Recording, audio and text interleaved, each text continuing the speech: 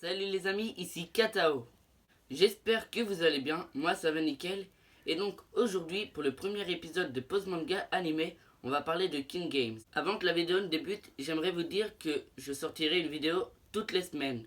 Et que toutes les vidéos seront de courtes vidéos d'environ à 3 à 4 minutes pour les mangas et 5 à 6 minutes pour les animés, car à chaque fois je mettrai la bande-annonce de l'animé concerné.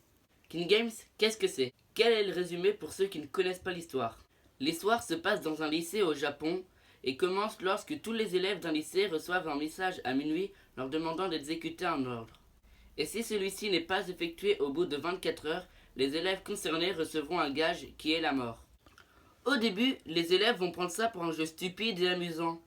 Et donc, ils décideront alors d'exécuter les premiers ordres.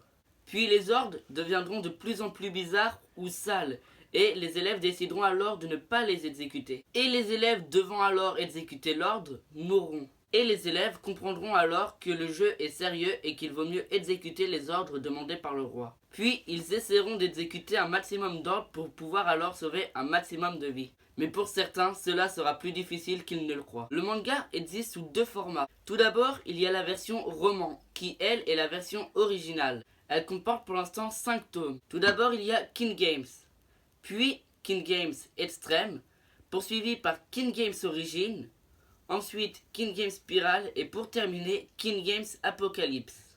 Puis il y a la seconde version qui est le manga. Elle comporte pour l'instant que 4 tomes. King Games, poursuivi de King Games Extreme, ensuite Origin, puis Spiral, qui n'est d'ailleurs pas encore terminée car elle comporte que 3 livres. À chaque fin de vidéo, je vous donnerai mon avis personnel sur le manga ou sur l'animé, puis une note sur 10. Pour ma part, j'ai lu le roman. Mon avis sur le roman est qu'il est vraiment accrochant, on est réellement entraîné par l'histoire, et si je préfère cette version, c'est parce qu'il y a plus de détails que dans le manga. C'est pour ça que ma note est de 9 sur 10, même si c'est élevé, il le vaut largement, car on est vraiment bien entraîné dans l'histoire, on attend à chaque fois la suite, et c'est d'ailleurs pour ça que je le recommande à mon entourage. Avant que la vidéo ne finisse, j'aimerais remercier la page Facebook des passionnés de manga et animé pour avoir partagé cette vidéo, donc merci à vous. Sur ce, j'espère que la vidéo vous aura plu. Si oui, n'hésitez pas à liker, commenter et partager. Et moi, je vous dis à la semaine prochaine pour une nouvelle vidéo.